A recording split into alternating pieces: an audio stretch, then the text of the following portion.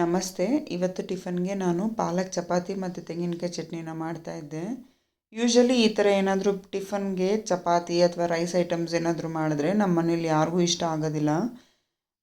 ಇಡ್ಲಿ, ದೋಸೆ, ಉಪ್ಪಿಟ್ಟು ಈ ಥರ ಆದರೆ ತುಂಬ ಇಷ್ಟಪಟ್ಟು ತಿಂತಾರೆ. ಬಟ್ ಚಪಾತಿ ರೈಸ್ ಐಟಮ್ಸ್ ಎಲ್ಲ ಅಂದರೆ ಅಯ್ಯೋ ಏನಮ್ಮ ಬೆಳಗ್ಗೆನೇ ಚಪಾತಿ ತಿನ್ನಬೇಕಾ, ರೈಸ್ ಐಟಮ್ಸ್ ತಿನ್ನಬೇಕಾ ಅಂತ ಅನ್ಕೋತಾರೆ. ನಿಮ್ಮ ಮನೇಲೂ ಇದೇ ಥರನಾ ಅಂತ ನನಗೆ ಕಾಮೆಂಟಲ್ಲಿ ಹೇಳಿ ತಿಳಿಸಿ. ಸೊ ಅದಾದಮೇಲೆ ಇದು ಬುಧವಾರದ ವ್ಲಾಗ್ ಆಗಿತ್ತು. ಆ್ಯಂಡ್ ಗುರುವಾರ ಅಮಾವಾಸ್ಯೆ ಇದ್ದಿದ್ದರಿಂದ ನಾನು ಯೂಶಲಿ ಏನು ಮಾಡ್ತೀನಿ, ಅಮಾವಾಸ್ಯೆ ಮತ್ತು ಹುಣ್ಣಿಮೆಗೂ ಮುಂಚೆನೇ ದೇವ್ರ ಸಾಮಾನುಗಳು ಮತ್ತು ದೇವ್ರ ಮನೆಯನ್ನೆಲ್ಲ ರೆಡಿ ಮಾಡಿ ಇಟ್ಕೊಂಡ್ಬಿಡ್ತೀನಿ. ಸೊ ಅದು ಏನಾಗುತ್ತೆ ಅಂದರೆ ಎವ್ರಿ 15 ಡೇಸ್ ಒನ್ಸು ಕ್ಲೀನ್ ಮಾಡ್ಕೊಂಡಂಗೆ ಒಂದು ಲೆಕ್ಕ.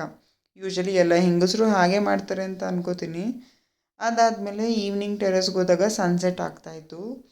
ಸೊ ಯೂಶಲಿ ಏನು ಹೇಳ್ತಾರೆ ಅಂದರೆ ಸನ್ಸೆಟ್ ಟೈಮಲ್ಲಿ ನಮ್ಮ ಮನಸ್ಸಲ್ಲಿರೋ ವಿಶ್ನ ನಾವು ಕೇಳಿಕೊಂಡ್ರೆ ಅದು ನಿಜ ಆಗುತ್ತೆ ಅಂತ ಹೇಳ್ತಾರೆ.